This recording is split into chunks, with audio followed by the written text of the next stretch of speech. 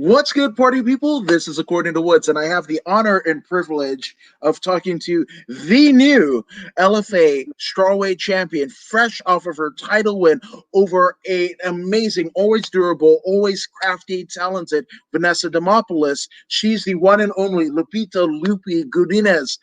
Champ, what's going on? Not much. Here, just living, living the life.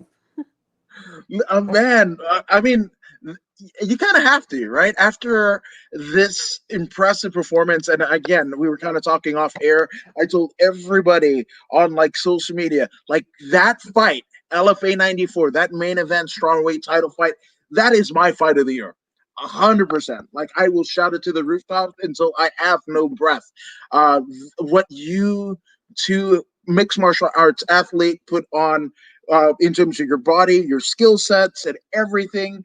That is why that title, that again, you're the second ever champion, Vanessa being the first, right? That's why that means so much. Like every strawweight coming up after you guys, it's the fights like that they have to compare to, in my opinion.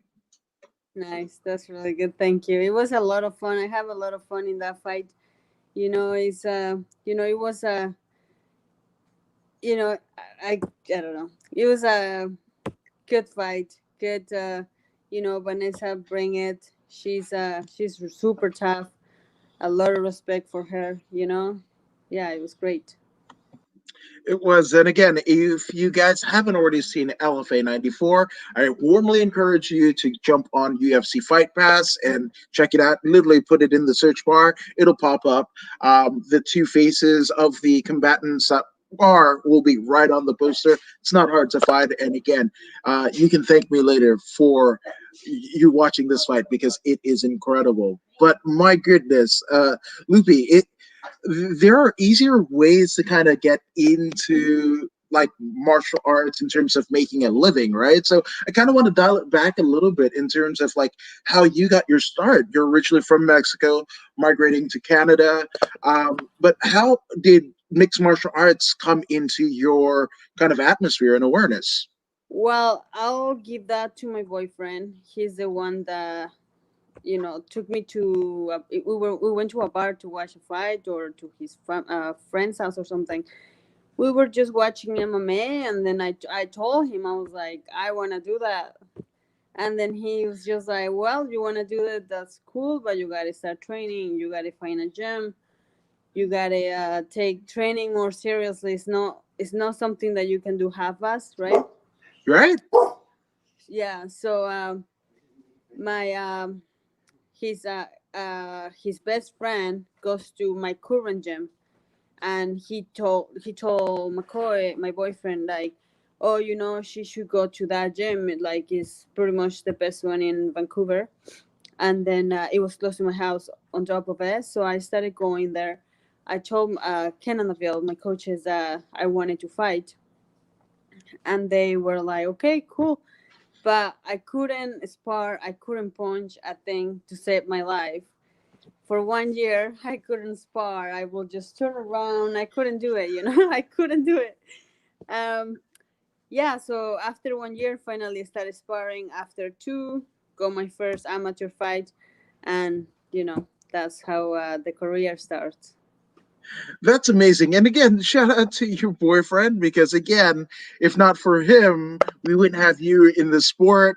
So major shout out to him and your gym for again raising you to championship level performances right from the very beginning. Right now, in terms of you taking your first fight, right? You were saying, I mean, there was a little bit of evolution in self, right, and confidence, right, because you were kind of cowering every time you would get punched, and I guess Mike Tyson says it probably the most poignantly than I could ever do. He says everybody's got a plan until you get punched in the face, and that is absolutely true. So how much time in between like you starting training and then starting to get comfortable with your striking did you take that first fight?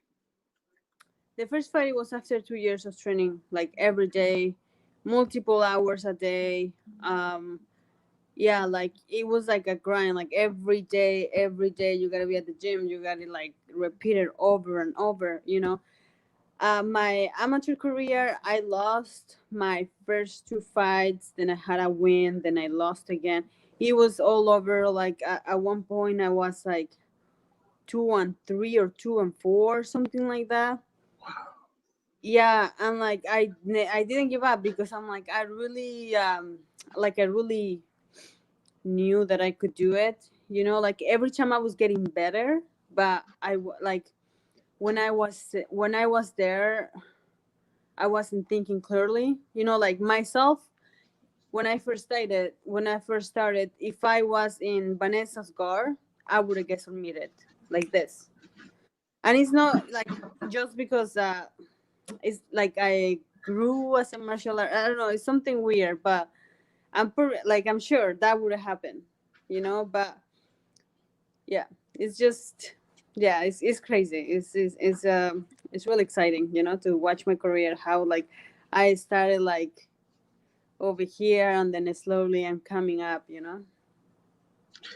I mean, but sometimes it takes a little time sometimes, and that's why the amateur circuit, not circus, circuit is so pivotal. Sometimes it can be a circus, right? But Yeah, but it's so pivotal for the evolution of your fighting acumen and career, because again, you learn to kind of hone in and tweak the little things that you might be deficient in, right? And yeah. that when you I will be winning a fight and then all of a sudden I'll do something really stupid and then lose the fight. But I was winning the fight, you know? So all those little mistakes that I make, the losses that I had, the you know, like it just helped me to become like the fighter I am right now. You know, like my first two fights, it was um the losses, and she was super tall, and then I was trying to fight her fight. I was trying to be long. She I box right now, be nice and tight, get in and out, you know. So it's just like every single loss that I had, it helped me to grow, you know. So I'm just, you know, I'm happy. I take the losses, you know. I learned so much.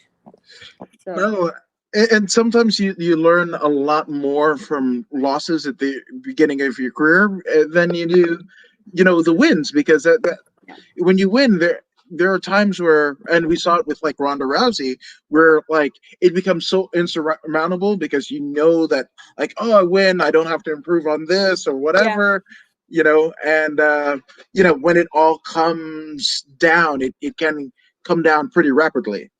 yeah, exactly, yeah. Yeah. Like every fight, the fights that I won, I was looking at all the bad stuff that I did. I'm never ever like, okay, perfect, I won. I'm the greatest fighter. I'm so good. You know, I'm always like with Vanessa, everyone's talking about this fight. Everyone is like, wow, great fight, you know, like you're saying, best fight of the year. Everyone's talking, but I'm like, I see so many stuff that I did then I'm like, why the hell did I do that? Or why I didn't do this? You know, always, always. So yeah, like I'm never content. You know, so that's yeah, Well, that's the mark of a true champion, and not just in fight, but in life. And I mean, another MMA champion, Alaska Fighting Championships featherweight champion Tyson Duckworth says that black eyes are the bomb. And he is somebody who knows himself that, yep, black eyes are bomb. I'm just yeah, saying. And I mean, the only eyes that I have are, well, they're not black, but they're kind of an auburn shade. But yeah, uh, well. It's, and Jeffy Gone says, "Champ, natural." 100%. So shout out to Jackie. thank you. But absolutely. Now, obviously, those two losses, right? Well, I mean, what did you learn about yourself? And then also, what were the misconceptions that you were having? I mean, did you attribute those losses to kind of being you know, kind of a mistake on your part, or like a skill set mismatch? Like, what did you learn? Yeah, I don't think it was the skill set because at the gym, you know, I was doing everything fine. You know, like the techniques, I was there every day. Sparring, it was good. You know. But it was just like the pressure. I was putting too much pressure on myself. You know, I didn't know how to act. I was like looking for like something to do, like how can I say, like, oh, I gotta be angry, before a fight. Oh, I gotta like hate my opponent, or I gotta like not like my opponent to punch someone on the face. Also like a lot of like I will be like shy, to be in the cage. The lights are on you and you're feeling, like it's too much, it's a lot, Yeah. like I had like 200 people that came to watch me. Was here in Vancouver. I had like 200, 150, 100 people just watching, all your friends. Like you don't want to look like stupid, if you lose, I'm always like, I was fighting, like I wasn't, how can I explain, I wasn't in the moment. I Yeah. was more like, okay, I gotta win, I gotta win, I gotta win, right? And that's not the right mindset, at least for me. So now, like, that's why all the amateur fights, when I fought the second time Sam Hugh, she fought Vanessa, Yes. 2 fights ago. That's when everything came together, and that's when I wasn't as nervous. I was dancing in the back, and then I was like, okay, I'm gonna try to be myself. I'm just gonna try to be myself. I'm gonna try to have fun, because when I'm training, when I'm at the gym, what am I doing? I'm having fun. So why, when I'm gonna fight, I'm gonna be different, you know? So I tried it, and then that really like I kind of discovered myself in that fight. That was my last fight, actually, as an amateur. Uh, and then everything came together, and then since that fight, I just do the same. I'm a happy person, so I'm just myself every time. Like, if sometimes I say things because it's just what I'm thinking, and it maybe sounds rude, but I'm not trying to be rude. It's just what I'm thinking, and then I just say it. Uh, so yeah, I just be myself. That's what I'm doing right now. Well, again, that's why I mean you became a darling in many respects after LFA '94 because of how outspoken you are, And Jackie also says, that's right. A true champion never stop learning, 100%. Yeah. And Jesse saying that's a good way to see it. You got to learn from your mistakes to fix them. And Ralph Guillard says "Todo bien." So there you go. Absolutely. And Tyson Duckworth is like, all of those people wish they could be you, which, I mean, who wouldn't want to be the LFA strawweight champion after that impressive performance? And I think it's amazing, right? Because, your last amateur fight was Sam Hughes, right? And I was there. Actually, it was a couple LFAs back, the last one here in Southern California, where, you know, Vanessa fought Sam, and that, well, was it Vanessa fought Sam? No, Vanessa and Sam fought on the same card. Um, Vanessa essentially beat Loveth Young, Uh-huh. who fought on the undercard of your Yeah. fight. Yeah, so Hmm. I was there in person, right? So I saw Vanessa's fight, got to interview her after, saw Sam's fight, and again, these are, this is like two kind of like bulls about to collide, right? And then you yourself are in that mix because your last amateur fight was Sam Hughes. Yeah. So Yeah. again, how good the LFA matchmakers and Ed Suarez. Shout out to you guys because again, I think your careers are pretty intertwined, especially as it relates to the LFA strawweight title. Yeah, I think it's really interesting too. It's amazing. I respect both of them, and yeah. But as I say, I deserve to be in the UFC. I need to start making some money too. Yes, and we want to get to that because like that was one of the things that were, again, you were absolutely 100% yourself, 100% authentic. But when Ron Kruk and Buzz, I mean Pat Militich were asking you, and trying to set up a fight between Sam Hughes, you're pretty emphatic, like you want to be in the UFC. Yeah. That is it. Now obviously, I mean, an impressive record, 5-0, undefeated pretty much as a pro. Um, what I mean, why do you feel that is the next step? When? No, why do you feel that's the Why? next? Well, Yeah, I just well, I'm the best straw weight outside the UFC, and I knew that already before this belt, you know. And I'm not being cocky or anything. It's just like I just know it, you know. I've been going to different gyms and stuff to spar and trying to find sparring in the states and stuff. And when I'm sparring these other ladies, or they're even bigger than me, I'm doing great, you know. So that's what I know. And it's just my training, my every like I just see it when I watch the UFC, when I watch the Invicta. I'm like, what the hell? Like, just give me a chance, right? Like, I'll be down to have like one fight deal in the UFC just to show them, and then if they like me, they can sign me. If not, send me home. I don't care. But like, I just need to show, I just need the opportunity, because without the opportunity, I cannot show anybody.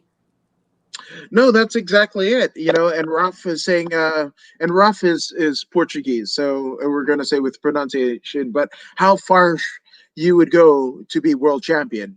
That's you're basically proving it. And Jackie's saying UFC, sign her. Dana White, Sean Shelby, McMaynard. Again, if you're, I mean, Loopy isn't on your radar. I don't know what your radar is essentially. Yeah. What are you looking for? Yeah. How many more boxers do you need to crush? Come on, world. 100%,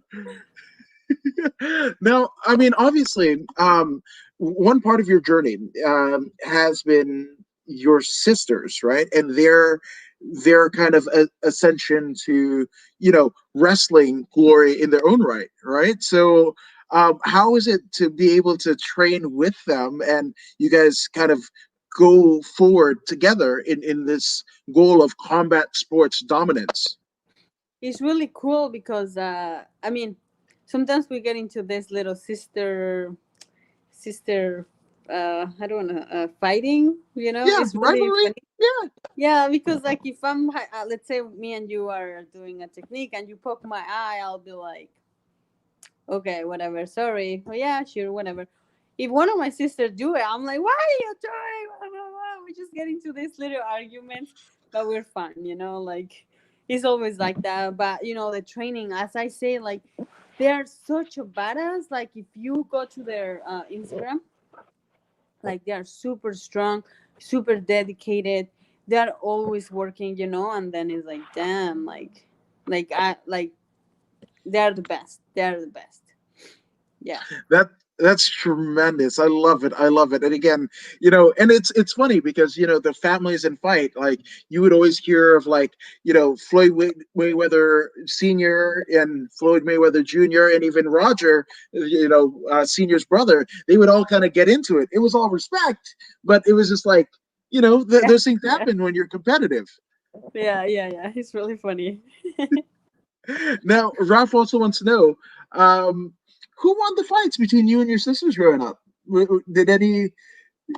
When we were Yeah, growing up, when yeah, we were like younger, I,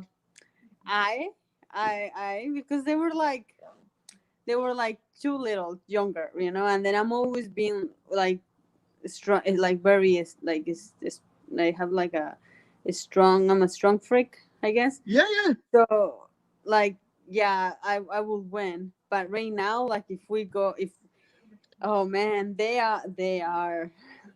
will take me down in like with one hand. Like they're really good. Boxing wise, that's a different story. If there is punches allowed, that's a different story. That's my world. But yeah, they're really high level wrestlers. I think that's amazing. That's amazing. Um, Now, the Jesse Velasquez wants to know, your call up should come as soon as the LFA champ goes because usually, I mean, especially during this COVID kind of situation, I mean, the success rate from LFA champs ascending to the UFC, I mean, it's been 100% respect. I mean, success rate. So Yeah. that call. I don't know. I mean, I would think it would be coming pretty soon. Probably like first of the year, if not even next month. Yeah, I hope it comes soon. As soon as this is this one, as soon as this is like better, I'm pretty much ready to get back to sparring training and let's go. So yeah, No, I love it. I love it. And I mean, speaking of the fight, right? I mean, were there any like injuries that were sustained, or is it just like the cosmetic? just this, and I had a couple bruises on my leg. My hands were a little bit sore, but they're fine now. Yeah, that's it. Just that. I love it. Now, Ralph wants to know how is your, he wants to book the fight, so he wants to see how good is your jiu-jitsu.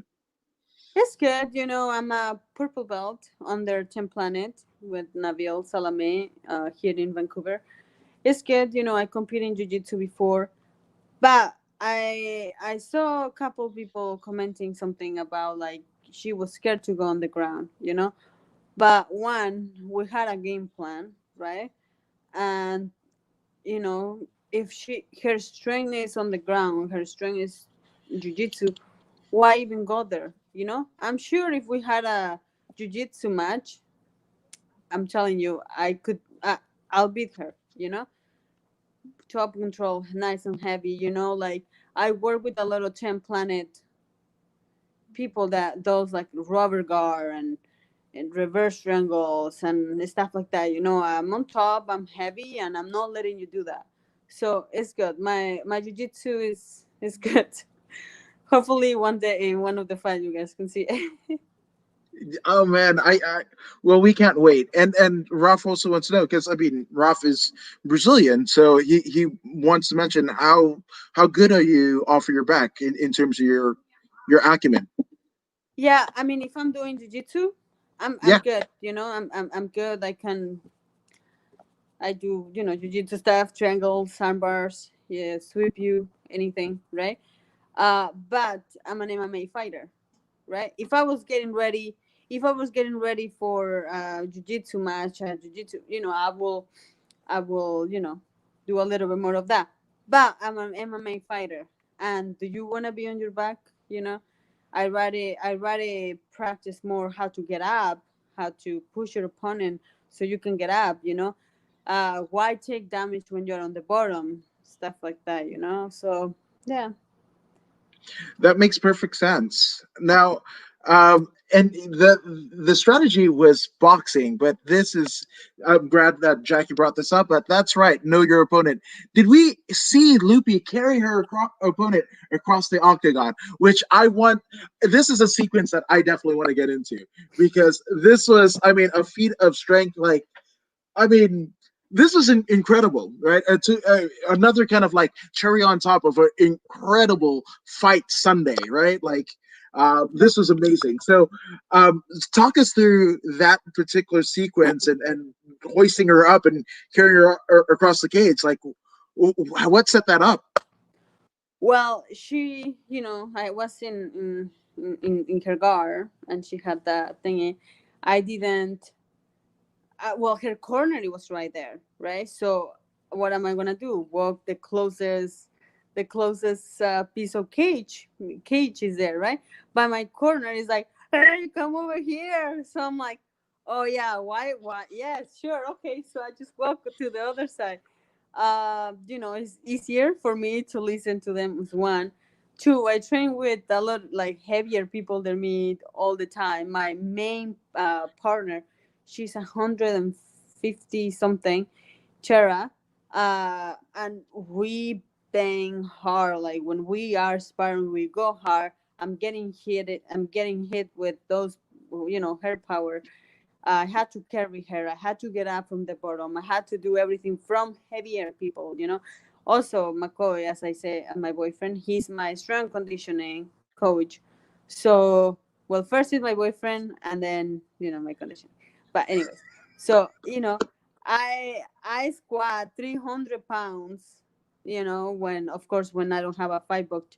300 pounds I'm squatting. I'm cleaning 180 something pounds, like cleans, I'm a freak, and my sisters are even more freak. They are monsters, I'm a freak. They are like big monsters. They are super strong too. Yeah, don't. Yeah, we work hard. We carry a lot of stuff, heavy stuff. No, I mean the proof is in the pudding. I definitely want to know what your coaches were thinking. I mean, uh, when did you see maybe like the eyes get a little bit wider when they're like, oh, they're shouting instructions to you like coaches do, and you're trying to be as loud as they possibly can be, right? Kind of talking over the crowd and all of the other things that are going on. But as you start to like, as you have her on your back and you're walking towards them, and again, this is live, a title fight on UFC Fight Pass, and you're walking towards them with your opponent, the defending champion, on your back. Like, what were they thinking, or did you guys discuss like what was going through their Yeah, well, heads they thought while it you're was doing that? super funny. They thought it was super funny, right? Like they're like, "Hey, come over here," and then there is me like carrying. It was brilliant, and it's just, I mean, theoretically speaking, that's a coach's dream. You want a fighter that wants to be able to listen to your coaching even more, right? That's a Yeah. dream. But when you see it into action, you're like, wait, is she really doing that? Well, that's what they asked, so I had to do it. Oh my gosh, that it was so good. Now, obviously, I mean, this one literally going all 25 minutes and 25 minutes of just like sheer like, I mean, it was horror show. I mean, this was like the Halloween Eve horror show. It Yeah. was it was crazy. So when, I mean, you kind of knew that this was it. Like, I mean, I did enough in the fight to secure the victory. You know, basically besting her at every pass. But when Etzor has presents you with that LFA title, like, what was that feeling like? Once I win the title, Yeah, well, I was happy. I was excited for the fight because it was a lot of blood, and I love that. That was, I had so much fun. I was like more. Uh, I was more like excited for how I felt in the fight, because like this fight I was present. I was like, I saw everything. I hear everyone. I got to enjoy myself more. I was really happy because of that. Once I won the title, I knew I was gonna win. Like, since we booked this fight, I was always confident that I was gonna get the win. So yeah, like I wasn't like surprised that I won. I was just happy that I got to enjoy the fight. no, 100%. And Jackie is beast mode. The fact that she had time to think and listen to her coaches as she was getting punched, it's amazing. Loopy is ready for the UFC, and still carried her opponent towards her corner. That's it. And Fuhama. That's it. So I have to ask, right? In terms of the UFC strawweight division, who would you want to make your debut against? I don't have any specific opponent. I haven't go through the list. Like, I'm ready for anybody, as I say.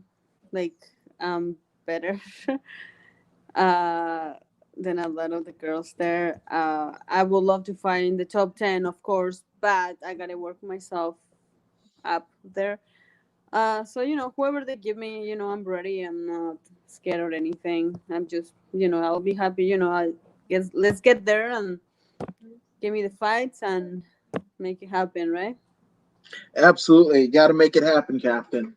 Now, I mean, the amount of confidence and competitive drive that you have, I mean, it's pretty astounding, right? And it's something that also proceeds to your sisters. It sounds like, where does this come from? I mean, you're on a different level, and to think that, I mean, if you hadn't gone to that fight with your boyfriend and started training, and that light flash, and you said, hey, this is what I want to do, like, you might not have an avenue to persuade that. But I mean, were you an athlete beforehand? I mean, where does this competitive drive come from? Well, I've been always competitive in like when I was in high school in Mexico. Like I will always want to win the races. I will, stuff like that. My mom put me into judo. I did really well, really quick. Like I've been always doing something like soccer, running, basketball, like stuff like that in school. And then I was always like the stronger. Like I was the stronger girl and the boys. I was always like a little freak. Yeah. So yeah, and that's always been in me. But and like this is like the confidence is just comes from my training and like all the people that believe in me and like just the like how my career is going. It's just it just builds up and helps me. Like you know hard work, training hard. It's no other way, right? So just train hard. That No, counts. absolutely. And again, Ralph, he says, you want to fill your bank account on the way up. That's 100%. And those bigger fights will happen. But speaking of like filling up bank accounts and things like that, I mean, it'd be weird to think that, I mean, if you hadn't gone to that MMA fight, and seen it and experience it live in person, like, would you be like, I don't know, like just aggressively like filling out forms on the computer in some cubicle desk job, or like, just, like, I'm glad you found fighting and found a way to kind of elect this kind of warrior spirit and ignite what already has. But again, like, if I couldn't see you doing like a regular gig, that it doesn't fit No. you. It doesn't. I don't feel it. No, I don't. Honestly, I have no idea what would I be doing right now if I wasn't fighting. I have no idea.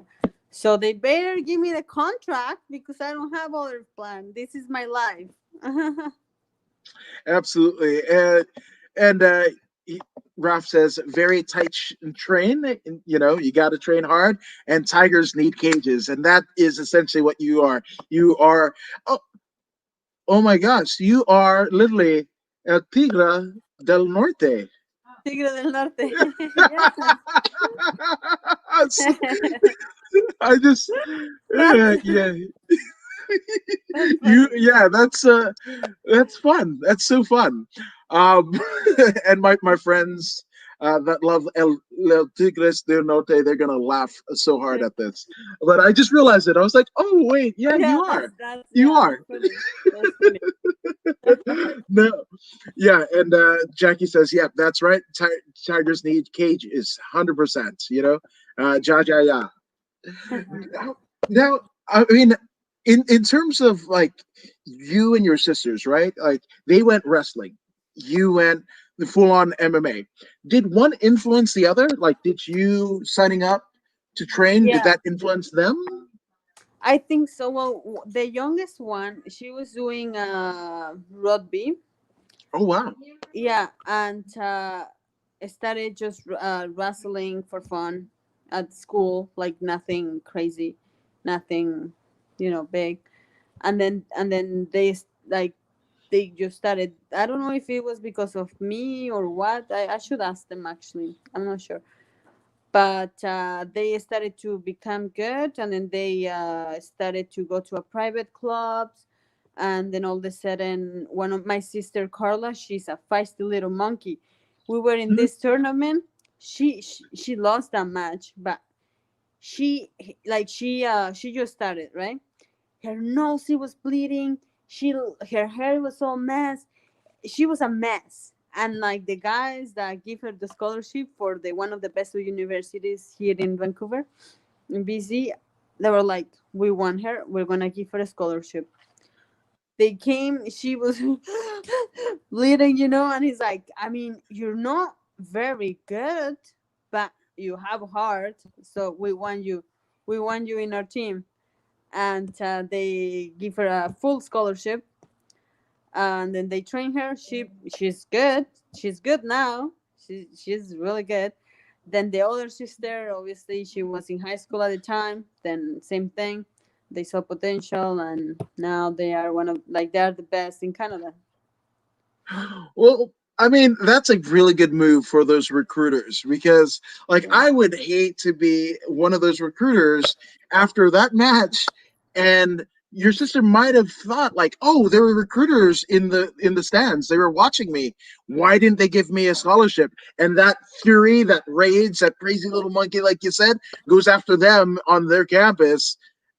Yeah, that's not a good thing. So smart move, you guys, there at the university, because if you hadn't offered that contract, we probably might not be talking about you. yeah, yeah, yeah. And Raf, he wants to know: is Marcus Torres near Vancouver, BC? Are you familiar with Marcus? Yeah, I don't know where exactly in Vancouver he is, but I think he's close.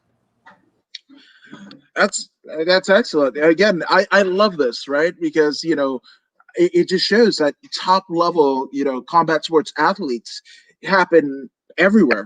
Most Yeah, people just think like, oh, on the beaches of Sao Paulo, somewhere at a dojo in Japan, maybe here in Southern California and whatever. But like literally, whether it be wrestling, Muay Thai, Jiu-Jitsu, whatever, Sambo, catch wrestling, like yeah, it's all happening everywhere. And like the competition is getting stiffer and stiffer at every yeah, pass. yeah. It's great. It's great. It's really good. It's slowly growing.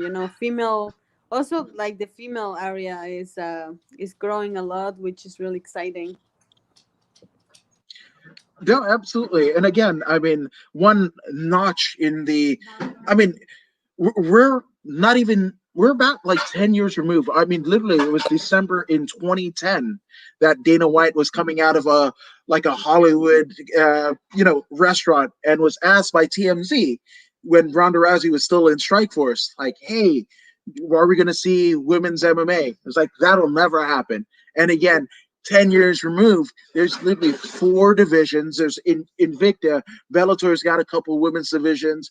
I mean, literally every promotion, and especially like LFA, right? Yeah, You're the second ever strawweight champion. Like, whether it be amateur or pro, at any organization, like, if you put a women's fight on the card, that's probably going to be the one that people are going to leave talking about when they head to the cards. yeah, exactly. Yeah, yeah, it is. So in terms of your ranks, right, and especially as you started to get a little bit more aware of, you not only wanting to compete, but also like what women's MMA held for you or could hold for you. Were there any influences that you had in terms of fighters that influenced you or that you were inspired on their rise to where they would become? Well, as I said, that's Ronda Rousey when I first saw her. I was like, damn, and then I was doing judo, and she did judo, so kind of like it linked a little bit, you know. GSP, I really like that guy. He's amazing. So yeah, but like the one to start, it was Ronda Rousey for sure. I love it. I love it. And Ruff wants to know because you are pretty imposing. If you were to make a guess, how many females have you punished? In my fighting, Fighting, training, just a number. We don't have to name names because obviously, what happens in the gym stays in the gym. But if you yeah, were to put a number, and heck, I'm even going to throw men in there too. So women, men, how many bodies have hit the floor at the feet of one, Loopy two, Godinez? 3, 4, 5, 6, 6. I wanna guess like 10. Yeah, yeah, and that's mixed. Ooh, dang. I mean, 10 people, gym, fights. That's that's pretty crazy. That's a pretty awesome number when you think about it. Five Yeah, pro. Like that's a pretty awesome number, you know. And Yeah, yeah. Jackie says you work hard in your season of waiting because you never know when the opportunity will come. Always be the hardest worker in the room. And shout out to Jackie for that. That's awesome. Thank you. Yeah. And Jesse says the bigger it gets internationally, the better the competition is, and it's awesome all way around. Yeah, I'm really excited to face some competition. You know, there is a lot of girls out there. Strawweight is packed of a lot of killers. So I'm excited to face them, to show my skills, to show them what's up. I I love it. I love it. And Ralph is christening you Hungry Tiger of the North, which Yeah. I gotta ask, right? So in terms of obviously cutting weight, getting to championship level performance and cutting weight is a big part of it. But what is your go-to post weigh in meal? This time, what did we have? Well, when it's after the wake up, it's hard to like eat like stuff that you really want because you don't want to get sick. You've been healthy for so long that you don't want to mess things up, right? But after the fight, that's when I eat. We went to get, it was like what was it? It was like bread, and then it was like kind of like a cinnamon, and then had ice cream on top. It was amazing. Yeah, it was amazing. Yeah, we had pizza, like the stuff. People is being I'm quarantined right now. When you come out of the country in Canada, when you come back, you have to stay home for 2 weeks. So that's what I'm doing. But I had like a lot of people like bring me like stuff, champagne and cookies and muffins and donuts and a lot of good stuff. So yeah, I've been eating really good. That's awesome. And Jesse says sugar and carbs. That's Yeah. it. Yeah, only 1 week because I'm short, and then I get like like they call me tank when I was in the fight. I do get like a tank, but not little tank. I get like a big tank. I gotta take care of that. Yeah. I think it's brilliant. I think it's brilliant. And I mean, Rafa's got a brilliant question. So, how do you think you would match up against former strawweight champion Jessica Andrade? Good. I think that will be a interesting fight. I will be down for a match with her. Yeah, I'll be more than happy. That will be what's the word? You know, like good to have Yeah, a matchup for me. Yeah, yeah. yeah, I mean, it's a validation for sure. For yeah. that I'll be proving more than what is that word where you feel validated, honored? right? Honored. Honor. Yeah. Yeah, Oh yeah. yeah, yeah. That will be amazing. Yeah. That no, that's incredible. Which I have to ask. In terms of like I guess dream fights, right? Do you have a dream fight? And we'll open it up all weight classes, any time in history, even if it's a non MMA athlete, like maybe even a Layla Ali. So, what would be your dream fight, past, present, or future? I guess. Oh man, there's so many girls. Name 'em.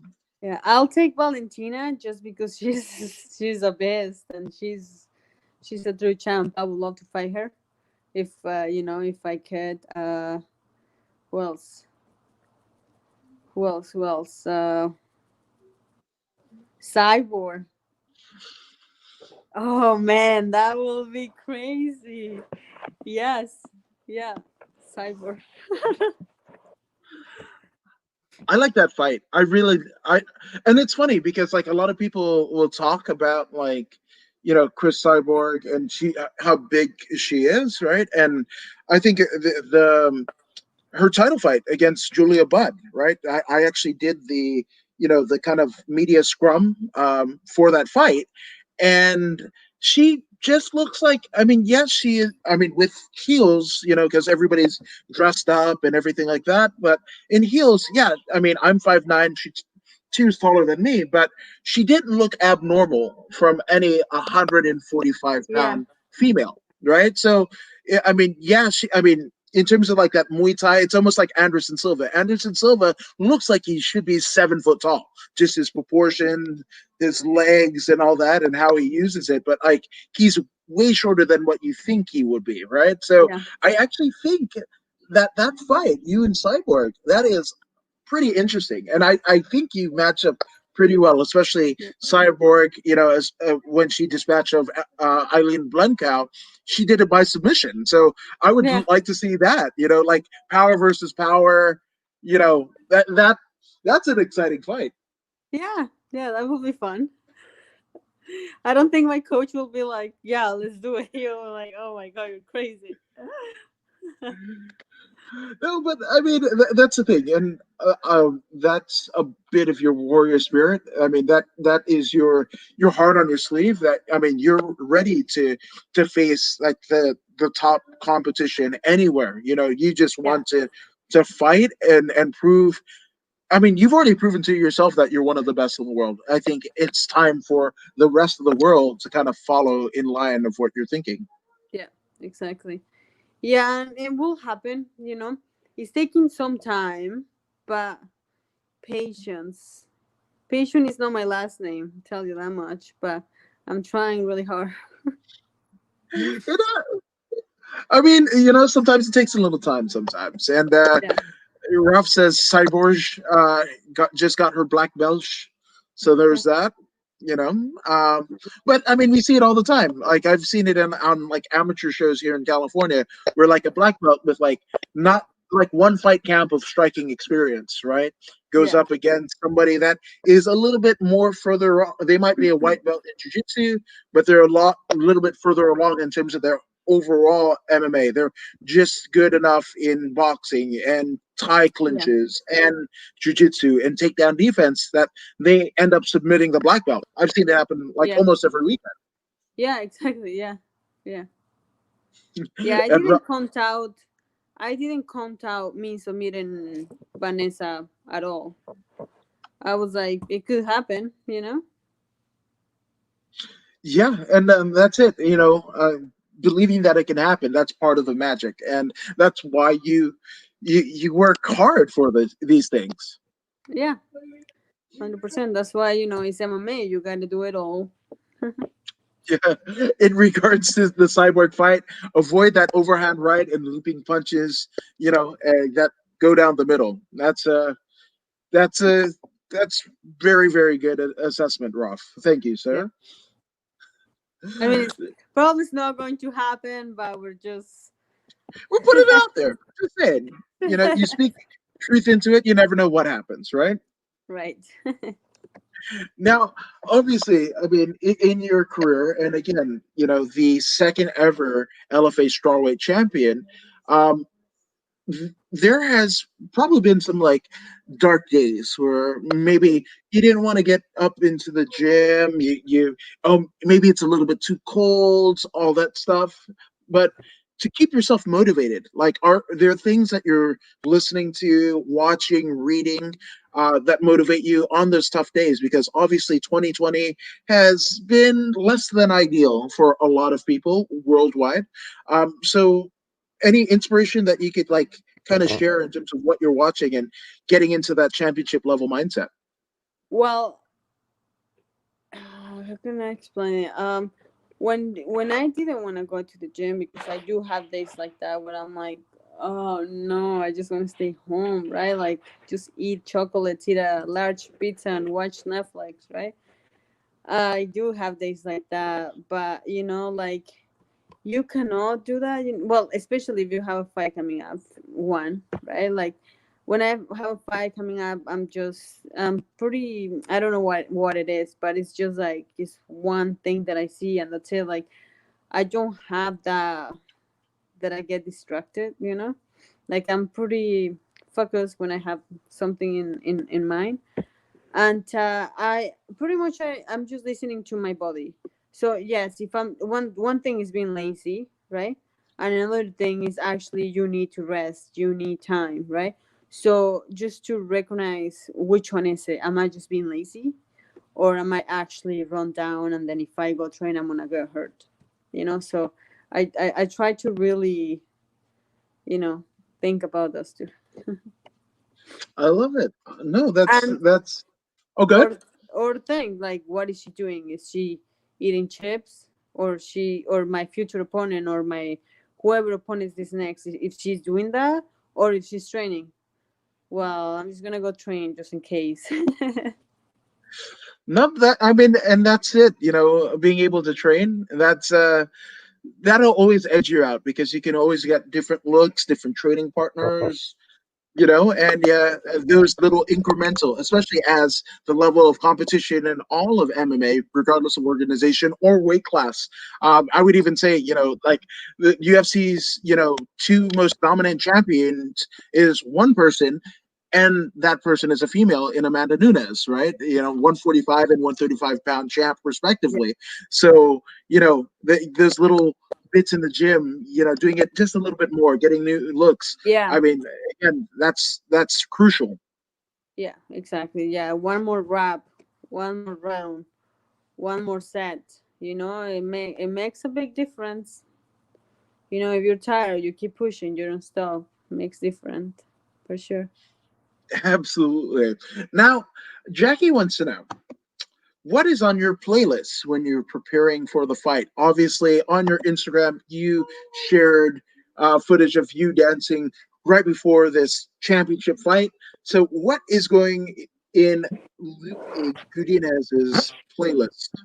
It's just my coach's playlist. Actually, we like similar songs. Similar. He loves a Spanish song, so pretty much whatever comes up, we play. I'm dancing, salsa, bachata, reggaeton, anything. Yeah, it's just that's what we do every day at the gym. Listen to music, train, dance, have fun. So that's what I'm doing. I mean, that's pretty cool. And I mean, those styles of music, salsa, the bachata, like those are reggaeton. Those are, party music, right? Yeah. And it's like you guys are getting ready for party when most people would be preparing for war, and Yeah. it's a different mindset. Yeah, it is. It's maybe it's unique a little bit. I just I don't know. I'm crazy. I'm crazy. Like my mom is crying, like not crying, but she's like, "Oh my god, my daughter is fighting in like with half an hour, and there is me dancing." I'm just having the time of my life. They're like, "Oh, you." But again, that's what makes you different. And Jackie says that love the mindset. You got to know your body, what it needs, and always staying ahead of sleep, and you might sleep your opponent. Yeah, exactly. Yes, bachata and yola guitarra. You're right there. So we've got like-minded folk, like-minded folk. But obviously, Lupe, I mean, you're the LFA strawweight champion. I mean, it is considered a world title, and there are many of people that have helped you along the way to get to where you are, and especially where you're going. Yeah. So let's get some shout outs and acknowledgments out of the way. Take as long as you like. Yeah, well, this belt right here is for everyone, that has been with me since day one. And, that I meet along the way. There is a lot of people that it couldn't give up on me, or, just don't take the time to help me, or to, make me better. There is a lot of people that like, I'm gonna give you an example, and it's really funny. My main partner, Tara, she's a mother. She has 3 kids. She's married. She's a badass. I'm telling you, she's a badass. It was my last, not my last fight, my fight before with Lindsay. It was a Sunday afternoon. I was like, I really want to spar. I want to get one more sparring, like hard sparring, because I'm like, whatever, whatever. I call her and it's like, hey, this is a nice Sunday afternoon. She's with her family chilling. I want to spar in a couple hours. Can you do it? Yes, of course. Let's meet up. She comes into the gym. We spar, kick the shit out of her. Doesn't complain once. Our game plan, it was takedowns, ground and pound, heavy top. Like nasty stuff. Like nasty stuff. That's five. That's five. Like we did fives. Hard training, of course, and she didn't complain once. So like, shut up. Like she's my girl. That's just one of the example of many that I have. So that's really funny because it's like my boyfriend is like, you call her in a Sunday afternoon, nice day out to be with the family. Now she's here on their knees stuck, and you're pretending to throw elbows on her face. And it was just like the picture and everything is just really amazing, right? Yeah, she's amazing. And as I say, I have many, many, many people that takes the time to help me, and I just really appreciate every single one of them. And yeah, this belt is for all of them, and they know Uh, who they are. I don't want to call and forget names. yeah, And yeah, they know who they are. They know who they are. They know who is there when there is a fight coming up. Hey, I got a fight. Okay, let's get back to training. Let's go train. Let's train harder. What are we gonna do? Watch videos, stuff like that. Like, I don't. Sometimes I don't have to do anything. I just need to show up, and then everything is they are telling me what to do, and that's perfect. I got it down. I got my team. I think it. I mean, but it is amazing, and again, that is every bit of your championship. Not just quality performances, but your mindset. And there's no question why you are where you are and where you're going to get to. So I can't wait to whatever the next chapter for Loopy Godinez is going to be. I absolutely can't wait. Now, Raf puts on a interesting statistic, but just in terms of incremental steps about getting better, if you are to lift 250 pounds extra in 4 sets, 3 times per week, that's 52 weeks in a year. In that year, you would have lifted 62,400 pounds more than you could before. So again, folks, just incremental steps. You Yeah, know, those are your paths to greatness. yeah, yeah. It's just one more. Yeah, it's just one more. If you'd say you want to do 10, do 11, do 10 and a half. Slowly, and just be persistent. Absolutely. And persistence is what you are and what you absolutely exude. Now, for folks to find you, the LFA Strawweight Champion, on social media, where can they find you? They can find me on Instagram, Facebook, and Twitter as Loopy Godinez. Nice and simple, and I'll be there. Tremendous. Well, chap, it has been an honor and privilege, especially after that tremendous fight. And again, I encourage you folks to go and log into your UFC Fight Pass app and watch LFA 94 because, I mean, you won't be sorry. If you like all things fight, all things blood and guts and gore, especially pre Halloween, you're going to get it in this fight. This is Yeah, amazing. yeah. Thank you very much for inviting me. No worries. And if you guys haven't already done so, we warmly encourage you to subscribe to According to Woods, where you get awesome podcasts such as this one. Perfect. Thank you. Thank you. Hey, this is Zeta Zhang. Make sure you subscribe to According to Wood.